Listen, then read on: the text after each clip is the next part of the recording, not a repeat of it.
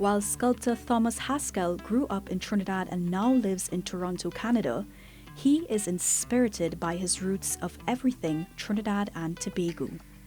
As a self-taught potter, his works remain deeply connected to the islands.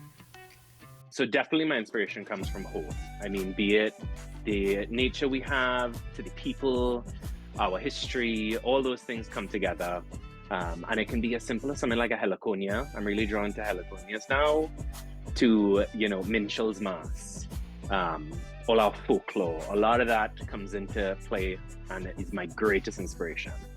His work adjoins to the narrative on what it means to be queer in the Caribbean. There's so many moving parts, so many inspiration, so many people, so many things that join together into something brilliant.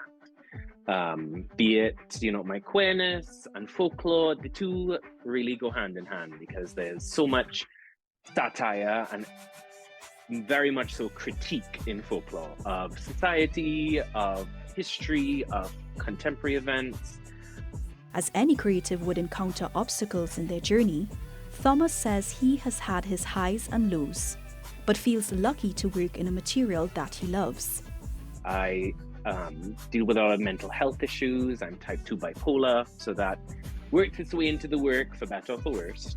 Even through losing his grandmother.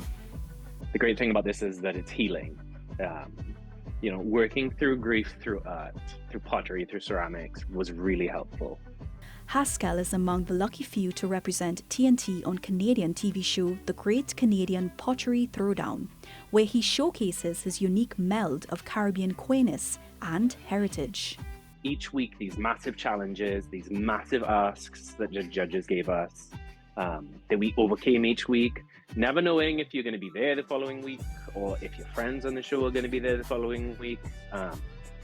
But what really was driving me through the whole process was excitement for the next challenge. There were challenges I just really wanted to get to just for the sake of making the thing. Alongside being a teacher, he sees the eagerness in children to bring their imagination into clay. His advice to them: really focus on your voice. What do you want to say with your work? What's your perspective? And when you find that thing that really clicks, you just pursue it. And you follow that thread that is just yours. He continues to produce his quirky and whimsical pieces, expanding on the perspective of self at the core of his work.